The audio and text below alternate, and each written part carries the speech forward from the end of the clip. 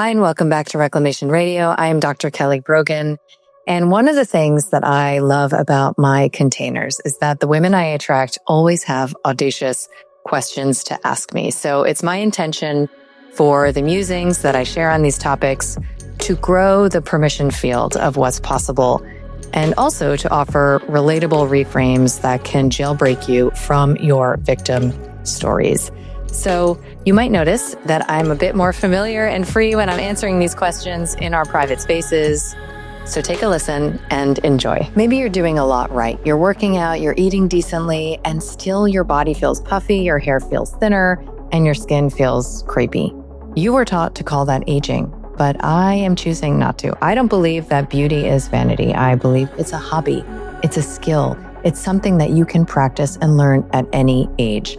So I'm hosting a free beauty backroom event for midlife women who are ready to glow up and feel leaner, stronger, and more radiant than they have perhaps in their entire life. I will be sharing exactly what I've done over the past couple of months to do just that. So if 2026 is your rebrand year, come play with me. kellybroganmd.com/BB. And today's audacious ask is, what do you do when you're feeling a physical symptom like pain or discomfort that you would normally treat with an over-the-counter medication or antibiotic that could potentially resolve the issue, but now you're working on healing yourself? A colleague actually just asked me this question, who was totally on the page.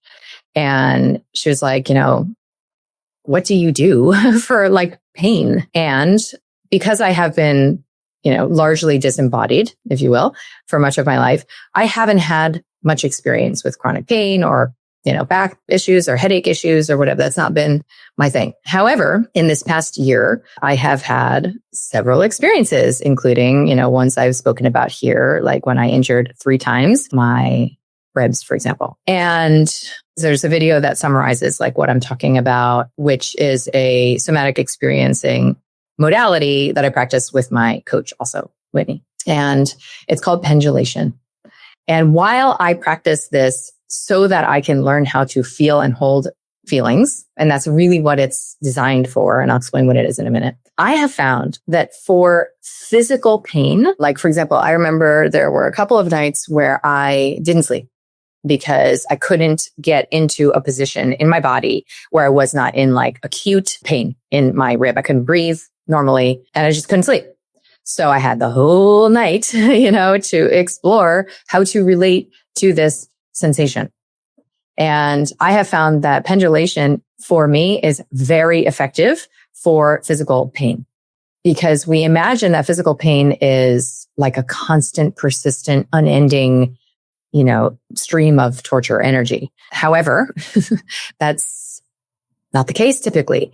It's almost the nature of the way we experience energies that there are these sort of micro-undulations, right? And if you actually turn towards, it's the same as in the emotional dimension.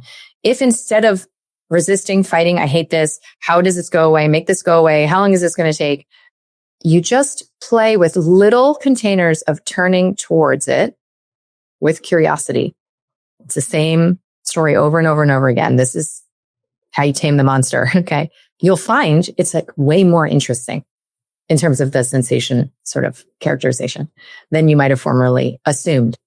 So with pendulation, essentially you'd find the pain point in your body and you would put all of your attention that you could possibly muster on this place.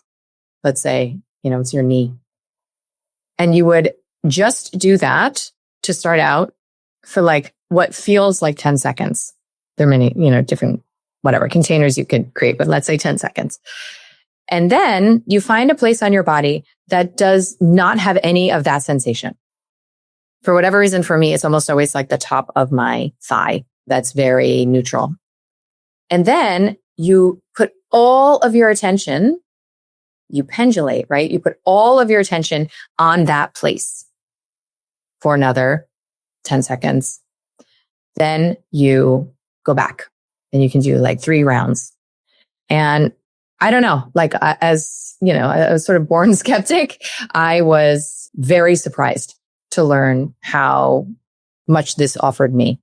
when I was in like actual physical pain. And, and otherwise, listen, I mean, there's like myriad natural, sort of like pain reducing, pain support. For whatever reason, that doesn't appeal to me. I don't know why that is. It's just natively. Like I don't know about like CBD patches and like whatever.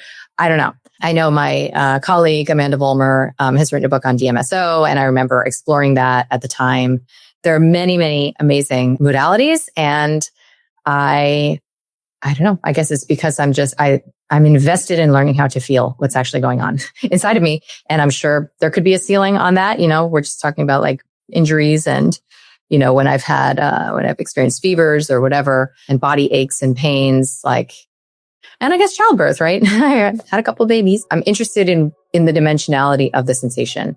And I know that there's way more to it than just like, this is bad, feel bad, go away. So maybe it's just a curiosity about that.